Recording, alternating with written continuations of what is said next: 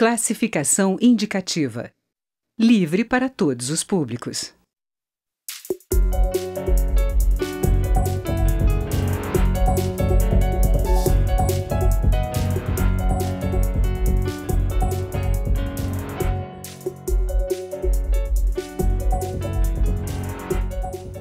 Olá! O número de votos favoráveis à reforma da Previdência segue indefinido após mais de 45 dias da entrega da proposta pelo presidente Jair Bolsonaro, com um texto abrangente que inclui pontos como retirada das regras da Constituição, idade mínima, aumento no tempo de contribuição e regime de capitalização. A reforma divide opiniões na Câmara. Como equilibrar demanda dos trabalhadores que temem perder direitos e a necessidade de equilibrar as contas públicas. Vamos discutir o tema com os deputados Heitor Chu, do PSB do Rio Grande do Sul, e Kim Kataguiri, do DEM de São Paulo. Eu sou Daniela André e este é o Câmara Debate, programa da rádio e da TV Câmara. Deputados, bem-vindos ao Câmara Debate. Muito obrigado. Começar perguntando ao deputado Heitor Chu, é necessário fazer uma reforma da Previdência? Que modelo o senhor acha que pode ser aplicado? Bom, em primeiro lugar, um país que consome 44% de tudo que ele arrecada do imposto que pagam os trabalhadores, os empresários, e joga isso na dívida pública, não tem reforma trabalhista, não tem reforma tributária e nem reforma da Previdência que vai resolver. Ou a gente ataca esse tema por primeiro, ou nós vamos fazer o que já foi feito em outros setores, ampliando a terceirização, fazendo a PEC do limite de gastos, e o Brasil continua na mesma estagnação. Nós estamos aplicando o remédio errado para a doença que o Brasil tem. Reforma da Previdência, é importante a gente mexer, adaptar, porque as coisas mudam. A situação da sociedade brasileira precisa ser colocada em primeiro lugar. Afinal, o que a gente vai fazer com aquele desempregado que não tem como contribuir? O que a gente faz com os idosos que estão cada vez em maior número? Essas coisas fazem parte da reforma, logicamente. Os municípios, os estados. Como é que a gente trata o BPC, os rurais? Agora, o projeto do jeito que está, nem hoje, nem amanhã a gente vai se convencer, nem no ano que vem, de que isso vai resolver e que vai votar a favor. Isso aí não é a reforma da Previdência, é o fim da reforma pública nesse país. Deputado Kim Kataguiri, o senhor chegou a afirmar que essa proposta desse governo estaria morta e que poderia haver a possibilidade de se votar a proposta do governo anterior, do presidente Michel Temer, que já foi, inclusive, aprovada por uma comissão especial. O senhor continua pensando assim? Eu acho que há espaço para debate para ambas as reformas. Acho que existe, como o próprio deputado do PSB colocou, uma consciência de que é preciso fazer um ajuste na Previdência. Claro que existe uma discordância em relação aos moldes, né, como a gente vai fazer, mas é um tema que precisa ser debatido e está sendo debatido agora. Queria levantar um ponto que, de fato, né, o Brasil, a gente, pagador de imposto, quem trabalha, quem produz, não manda um centavo para pagar a dívida pública, né? Mandaria se a gente tivesse superávit, mas na verdade o que a gente tem é déficit, o que a gente tem é rolagem da dívida, né? É a troca da dívida antiga por uma nova dívida maior, tanto para honrar os compromissos passados como para ter novos compromissos. E esse movimento da dívida é muito preocupante porque já avança galopando ali durante os governos petistas e mesmo durante o governo Fernando Henrique, principalmente durante o segundo mandato do governo Lula, em que houve uma troca de dívida externa por dívida interna, a juros mais caros e prazos mais apertados. Isso, se a gente não reforma a Previdência, que é necessário para a gente fazer esse equilíbrio das contas públicas, como você colocou na sua exposição inicial, faz com que a dívida aumente ainda mais e que ao longo do tempo a gente tenha que pagar ainda mais para bancos, ainda mais tirar do nosso orçamento para fazer esse pagamento que hoje não acontece porque a gente é deficitário e se continuar assim, ou a gente vai começar a pagar juros ainda mais caros, a gente já paga um juro muito caro, ou o país não vai querer mais emprestar para a gente não vai ter mais dinheiro para financiar os nossos serviços básicos. Como equacionar a questão, deputado Heitor? Neste assunto, deputado, nós, deputados, a Câmara teria que primeiro cumprir a Constituição, porque está escrito na Constituição de 1988 que esta Casa Legislativa tem um ano para fazer a auditoria da dívida pública. Não fez até hoje, passaram mais de 30.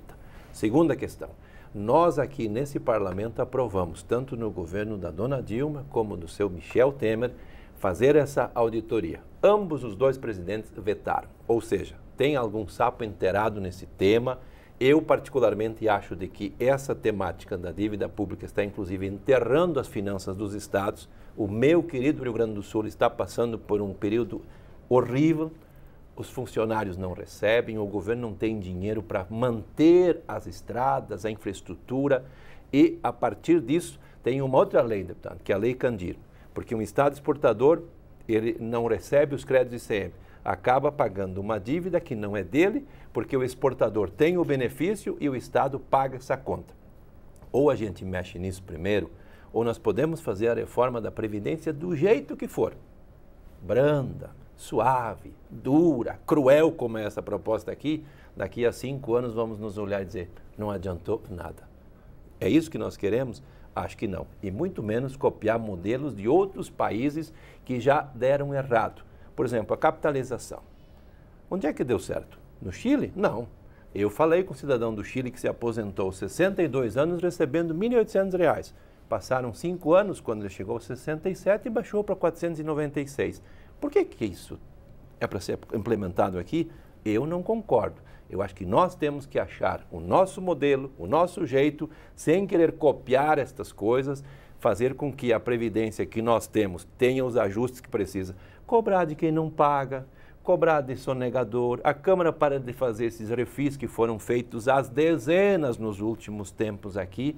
Por quê? Esse modelo solidário, onde todo mundo paga, ainda é o melhor que nós temos. Agora, tem que ajustar? Bom, então vamos organizar isso. Temos que olhar a idade das pessoas, temos que ver como que as contribuições têm que ser feitas. O servidor público pode pagar um pouco mais? Ótimo.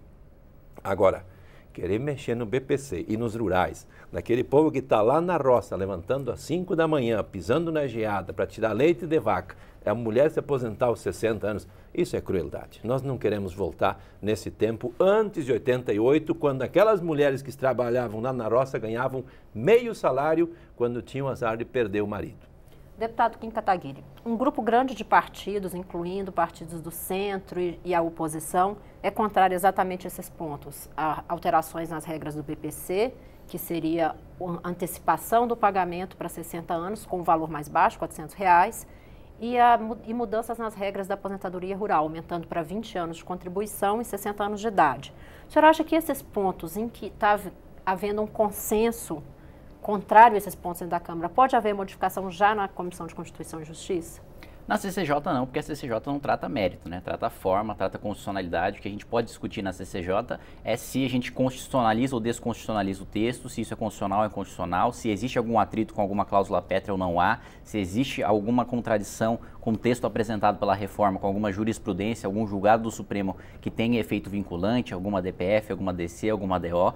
Esse é o debate que é feito na CCJ e justamente em acordo com isso, nenhum parlamentar da oposição apresentou emenda sabendo que a CCJ é uma comissão de forma, em regra, excepcionalmente pode ser uma comissão de mérito, mas em regra é uma comissão de forma. Especificamente esse ponto de retirada das regras da Constituição, o senhor acha que esse também é um ponto que está sendo muito criticado por diferentes partidos? O senhor acha que pode ser enfrentado na CCJ? Eu acho que é uma crítica contraditória essa questão da constitucionalização. Por quê? Se a maior parte da oposição considera que a reforma é ruim, é cruel, desconstitucionalizá-la não seria ruim porque seria muito mais fácil de contorná-la numa votação posterior. Então, ou a reforma é ruim e a gente mantém ela desconstitucionalizada, ou ela é boa, então a gente põe ela na Constituição para ser mais difícil de mudar futuramente. Né? Para mim parece ser um argumento contraditório. Não acredito que vá sair da CCJ com qualquer modificação. Acho que as modificações vão ficar para a comissão especial e pode-se e deve-se ter o debate sobre a aposentadoria rural, sobre o BPC. Pessoalmente, eu acho que pode ter um aumento no BPC dos 400 antecipados, porque hoje o que acontece? Com 60 anos de idade, aquele que seria o beneficiário do BPC não recebe absolutamente nada. O que o governo propõe é uma antecipação, né, para ele receber R$400 e isso ao longo do tempo, até os 70 anos, se tornar um salário mínimo. Acho que você pode aumentar isso de 450 em R$500 para equalizar aquilo que já é gasto hoje, trazendo a valor presente, mas ainda assim antecipando o recebimento, acho importante, porque quem tem 60 anos hoje e está numa situação de receber BPC, quando você vai perguntar se ela prefere esperar 65 anos para receber um salário mínimo ou receber 450, R$500 agora e ir aumentando até os 70 para receber o salário mínimo, evidentemente ela quer receber agora, né? O ser humano tem necessidades imediatas. Na questão da aposentadoria rural, acho que o principal problema é fraude. A gente combatendo as fraudes, a gente tem uma grande solução para a aposentadoria rural. Acho que tem uma contribuição aí que é simbólica, né, de R$50 por mês, justamente para fazer esse controle de fraudes, porque a gente tem aqui, e eu peço licença para você para levantar esses dados, 98% da arrecadação previdenciária é urbana, né, e só 2% é rural. E o dado que mais chama a atenção nesse sentido é o de que a gente tem mais de 9 milhões de beneficiários da Previdência Rural, né? Mas a gente só tem 6 milhões de pessoas acima de 55 anos que se declaram população rural. Ou seja, tem 3 milhões aí que são patentemente fraudes, que basicamente o que a gente observa na prática são alguns sindicatos, não vou generalizar, porque tem sindicatos que agem com correção, com probidade, mas alguns sindicatos que não agem com correção, que dão o certificado como se a pessoa tivesse trabalhado no campo, mas na verdade ela é que nem eu, o máximo que plantou foi um feijão no algodão ali, num copinho de Danone,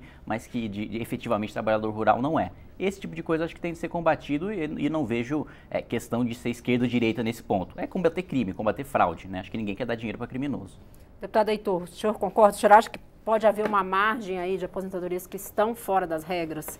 Olha, em primeiro lugar, nós somos o fiscal da lei e das boas políticas. Se tem fraude, a gente tem que combater. Não interessa onde é. Seja na casa da gente, no sindicato, na cooperativa, no partido político. Eu sou a favor de que a gente tenha a máxima transparência em tudo que é lugar onde as pessoas estão envolvidas em qualquer processo. Agora, por exemplo, o deputado fala aqui na fraude. Se tem problema, vamos levantar. Só tem o seguinte, deputado. O que o senhor fala de fraude tem porque já está aposentado. É coisa para trás, não é para os novos. E eu trouxe aqui um benefício de aposentadoria, um requerimento que foi feito por uma senhora lá no interior de Vera Cruz, no Rio Grande do Sul. E diz, porque a aposentadoria é fraude. Bom, mas nós, lá no Rio Grande do Sul, temos que apresentar no mínimo 20 documentos, desde certidão de casamento, fazer declaração de que a gente se compromete a falar a verdade, a anexar 15 notas fiscais ano a ano da venda, da produção, declaração de tudo que é coisa, tipo anexo 46, onde o cidadão ainda faz uma ficha de qualificação e a cidadã também assina, dizendo, artigo 299 do Código Penal, de que isso aqui tudo é verídico e tal. Ainda uma certidão do registro de imóveis, onde a pessoa mora, onde ela vive, onde ela produz, gera emprego, gera renda e contribui para a Previdência. Então, essa questão de fraude não pode ser acreditada a nenhum sindicato. Se teve fraude, temos que acreditar ao INSS. Porque o que o sindicato faz? Junta a documentação da pessoa que faz a idade de se aposentar e apresenta lá. Quem defere ou quem indefere é o Instituto Nacional de Seguridade Social. Então, essa questão de fraude, na minha opinião, foi um argumento que o governo utilizou para jogar na mesma. Bom, tem muito mais benefício do que trabalhador. E quantas milhões de pessoas estavam lá no meio rural? Se aposentaram, chegaram na idade de 60 anos o homem, 55 anos a mulher, e os filhos já estão todos na cidade, e os filhos assim, pai, vem morar com a gente, está muito perigoso lá no interior. O que acontece? Essa população se aposentou no meio rural e hoje é contada no meio urbano. Então tem ali um conflito de informação, esses números não batem, não fecham. Agora, se é para votar o que está na PEC 6, podem escrever, meus irmãos, colegas, trabalhadores rurais, agricultores familiares do Nordeste brasileiro. Acabou a aposentadoria. De boa parte de Minas, do Espírito Santo, do Norte, acabou. Por quê? Essa questão de contribuir os R$600 pode ser muito simbólico, R$50 por mês. O senhor se alimentou hoje, deputado? Agradecemos ao agricultor que foi lá plantar. Só que o agricultor não tem renda todo mês e nem todo ano. Então, o que acontece? O agricultor não tem carteira assinada, ele não tem férias, ele não tem 13º e ele não tem alguém que pague para ele todo mês um salário para ter o contra-cheque. Então, deputado, a safra dele é a produção. E quem produz, paga para a Previdência. Deputado, a gente está com o tempo um pouquinho corrido, vamos fazer uma pausa e voltamos para o deputado poder responder. Câmara Debate fala hoje sobre reforma da Previdência. Nós estamos ouvindo os deputados Heitor Chu, do PSB do Rio Grande do Sul, e Kim Kataguiri, do DEM de São Paulo. Continue conosco.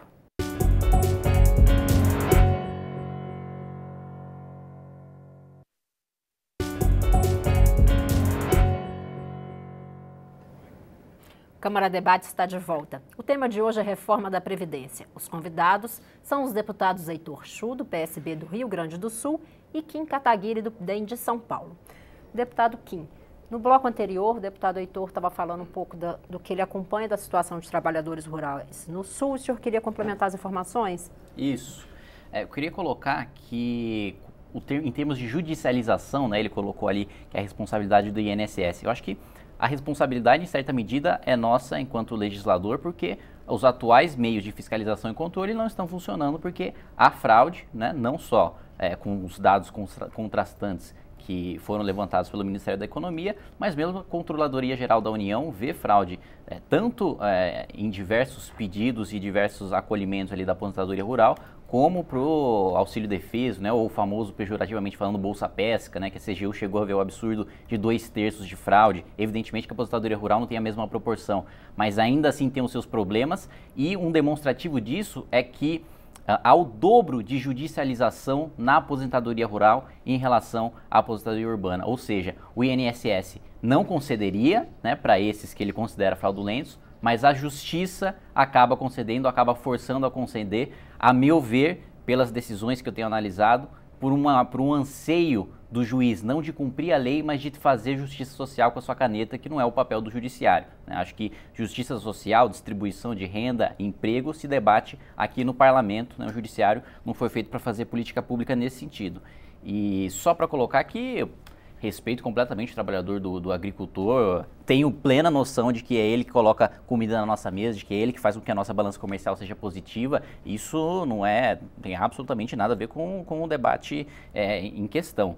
Sou um dos maiores defensores, inclusive, do produtor rural, seja grande, pequeno ou médio. Agora, não pode ser utilizado como argumentação para aposentadoria especial o fato do agricultor não ter, como você colocou, salário, férias, FGTS, porque se a gente for aplicar esse princípio, a gente precisa aplicar esse princípio para todo empresário, né? E o Brasil tem diversos aí, micro e pequenos empresários que não tem salário, não tem férias, não tem FGTS, que estão no risco, que muitas vezes não recebem e que a maior parte deles, né, aliás, 80%, né, em até 5 anos quebra, né, vai à falência e deixa a dívida até para os seus descendentes. Então, o princípio previdenciário também é um empreendedor. Sim, ele também é empresário. Perfeito. A renda dele mas a produção. Se nós formos corrigir esse problema, digamos assim, do risco que o empresário brasileiro toma hoje, da burocracia com que ele tem que lidar, com o custo Brasil que ele tem que lidar, via Previdência, a gente vai estar corrigindo com o remédio errado, que foi justamente o que o deputado colocou no início do programa, né? Isso se resolve melhorando o ambiente de negócio, melhorando as condições de trabalho para essa pessoa,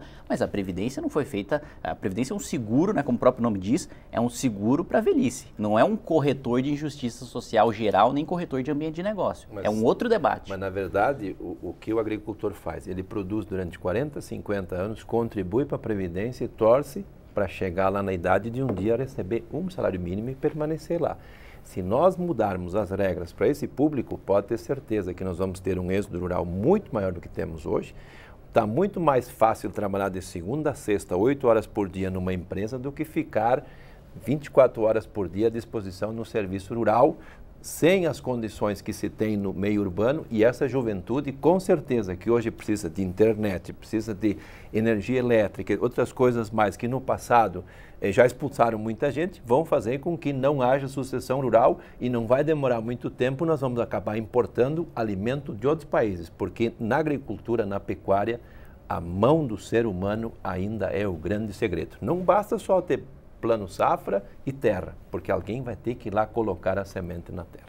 Deputados, tem 3 pontos que o presidente da Câmara apontou como essenciais: idade mínima, aposentadoria especial de professores e polícia militar e aumento da alíquota do INSS para os servidores. Nesses pontos, o senhor acha que pode ter consenso, deputado Kim Kataguiri, para aprovação? Bom, ter consenso para aprovação sempre pode ter, né? Dependendo dos termos que forem colocados. O presidente da República coloca que a reforma boa é aquela que é aprovada.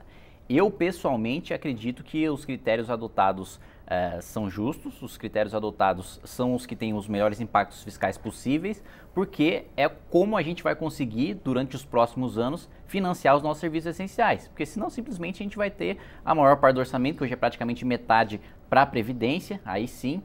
a gente futuramente vai subir para 60%, 70%, 80%, até 100% do orçamento, que a gente vai utilizar tudo para pagar a Previdência e não para todo o resto. Para ter noção da magnitude do problema, e eu acho que as pessoas falta ainda ter uma noção nesse sentido por parte da população, se você somar tudo que a gente gasta hoje com toda essa Câmara, com o Congresso Nacional ali, que tem um custo da Câmara, sei lá, são 6 bilhões e pouco, mais o Senado, mais o Supremo Tribunal Federal, mais todas as escolas, creches, hospitais, as nossas Forças Armadas, a gente somar tudo que a gente gasta, ainda assim não dá o que a gente gasta com Previdência. Essa é a magnitude do problema que a gente tem hoje, né? Não é um problema de receita. Aliás, tratar como problema de receita é um erro, porque aí a gente vai falar aqui de aumento de imposto. O brasileiro não tem mais condições em nenhum nível de pagar mais imposto. A gente precisa ver por parte da despesa do Estado. Uma reforma tributária para não haver um aumento, haver um equilíbrio, para trazer fontes novas para o INSS, é possível, deputado?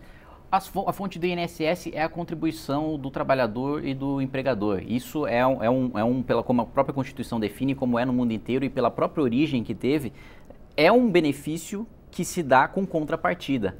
Não se pode criar outros meios de financiamento, porque se você cria outros meios de financiamento, a gente, por exemplo, entra naquela discussão de mas a Previdência é deficitária, mas a Seguridade Social não. Peraí, a Seguridade tem assistência e saúde, além da Previdência. Então o que a gente vai fazer? Tirar dinheiro da saúde ou tirar dinheiro da assistência para passar para a Previdência? Tirar do Bolsa Família, que comprovadamente diminui muito mais a desigualdade do que a Previdência Social? Ou tirar da saúde, que hoje falta muito recurso e existe a questão de administração, mas existe também a falta de recurso puro e simples para financiar a Previdência. E isso porque se tem um aumento de gasto de Previdência, a nossa população está envelhecendo e hoje a gente praticamente gasta a mesma coisa que o Japão em Previdência, a diferença é que a gente é 20, 30 anos mais novo, a gente também vai aumentar o gasto com saúde, né? Existe uma demanda também da população que está ficando mais velha por saúde. Como é que a gente vai equilibrar esses dois pontos se a gente só está pensando em receita e não está pensando na despesa? Deputado Heitor, esse ponto específico da idade mínima, o deputado falou um pouco do envelhecimento, no início do programa o senhor também falou desse ponto do envelhecimento da população. É possível se pensar em estabelecimento de uma idade mínima, que hoje a gente não tem uma idade mínima para o meio urbano? Para os urbanos, não. Não. Mas os meus colegas de profissões rurais, sim, todos têm idade mínima. Nenhuma mulher se aposenta antes dos 55. Não, é porque são 60 anos ou... Isso. Isso. O famoso ou que é sempre o problema, né? Então, aquele cidadão sempre dá margem que começa a trabalhar muito cedo, ele tem contribuição e não tem idade e não consegue se aposentar. Aquele que começa a trabalhar mais tarde tem a idade e daqui a pouco não tem a contribuição. Essa é uma matemática que nós já trabalhamos aqui, os fatores previdenciários, aquela coisa nada toda que todo mundo já conhece, o 95, 96, o 100, aquela coisa toda. Acho que tem que fazer um corte nisso. Segunda questão, alíquota. Dá para negociar, dá para fazer uma transição, dá para mudar. Por exemplo, eu era deputado estadual no Rio Grande do Sul, nós aumentamos a alíquota do servidor de 11 para 14. Para quê? Para não falir o sistema. Então, tem coisa para trabalhar. Agora aqui, vamos separar o que é o regime próprio e o que é o regime geral. Onde se ganha 6 mil num e 28, 30 no outro, tem um desequilíbrio. Então, acho que nós temos que trabalhar onde está o problema. É a mesma coisa, eu vou no médico e ele diz, prosciutto, tem um problema no coração. E fizemos o quê, doutor? Enfaixar o pé. Não adianta, tem que tratar o que tiver com problema. Onde é que está o problema? Está no regime próprio? Então vamos atacar isso. Dá para a gente avançar na questão do emprego, do pleno emprego, porque o cara é empregado, tem salário, tem renda, vai contribuir para o sistema previdenciário. O desempregado já não faz isso. E aí vai viver com Bolsa Família.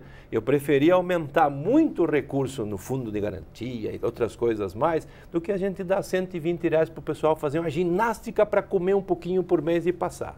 Deputado Kim, falando sobre contribuição do servidor, junto com a reforma da Previdência, que aumenta a alíquota para o servidor civil, veio a reforma para os militares, que também projeta um aumento, mas num âmbito muito menor na contribuição dos militares. O senhor acha que isso pode atrapalhar o clima para a votação aqui da contribuição dos servidores civis? Na verdade, vamos separar as coisas, né? A proporção de aumento que vai ter da contribuição dos civis para os militares é praticamente a mesma, né? O que se coloca de impacto fiscal é da reestruturação das carreiras.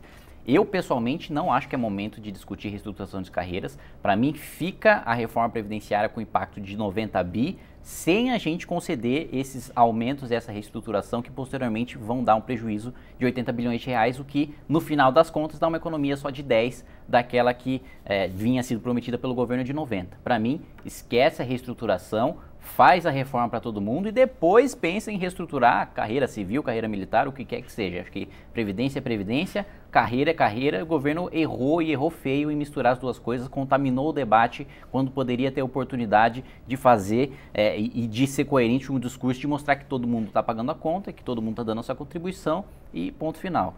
Em relação à questão da idade, hoje o que a gente tem de fato é que 80% da população que se aposenta com salário mínimo ou algo próximo a isso, já se aposenta por idade. E isso estou falando urbano, já se aposenta com 65 anos. Quem consegue se aposentar antes é justamente a classe mais alta ou que consegue contribuir mais com o INSS ou o servidor público que não perdeu o emprego, que sempre teve registrado e que sempre pôde contribuir. O cara urbano, que tem nesse sentido o mesmo problema que o rural, não teve tempo formal suficiente, não teve tempo de contribuição suficiente, ele jamais vai se aposentar mais cedo e não se aposenta. Ele se aposenta com salário mínimo, por idade e não por tempo de contribuição. Né? Na maior parte das vezes faz uso da LOAS. E existe até uma questão de injustiça no sistema atual, bastante grave, que eu acho que a gente precisa tratar e não tem sido muito tratado pelo governo e nem por ninguém aqui no parlamento, acho que é uma questão que vale a pena levantar, é que hoje o trabalhador mais pobre que contribuiu, ele se aposenta com o salário mínimo. Quando a mulher dele vai tentar pegar o LOAS, de um salário mínimo também, ela não consegue porque a renda familiar per capita é alta demais. Agora, o trabalhador que não contribuiu e vai pegar a LOAS aos 65 anos, ele consegue pegar um salário mínimo, o mesmo salário mínimo de quem contribuiu. E a mulher daquele que não contribuiu consegue pegar a LOAS também porque não conta na renda familiar per capita o benefício assistencial. Ou seja, quem contribuiu está recebendo hoje metade de quem não contribuiu. É uma injustiça gigantesca. Isso a gente está falando da camada mais pobre da população. Quem contribuiu vai receber um salário mínimo, quem não contribuiu vai receber um salário mínimo. Hoje, a esposa de um consegue pegar e dobrar o benefício e a de outra não consegue porque o benefício previdenciário conta como renda familiar per capita. E isso é uma distorção que precisa ser corrigida. Deputados, nosso papo estava ótimo, mas a gente tem que encerrar. Já deixo o convite para os senhores voltarem para a gente continuar essa conversa, esse debate sobre a reforma da Previdência. Câmara Debate termina aqui. Eu conversei sobre a reforma da Previdência com os deputados Heitor Chu, do PSB do Rio Grande do Sul, e Kim Kataguiri, do DEM de São Paulo. Você pode rever esta e outras edições em nossa página na internet ou no YouTube. Eu sou Daniela André e este é um programa da rádio e da TV Câmara. Obrigada.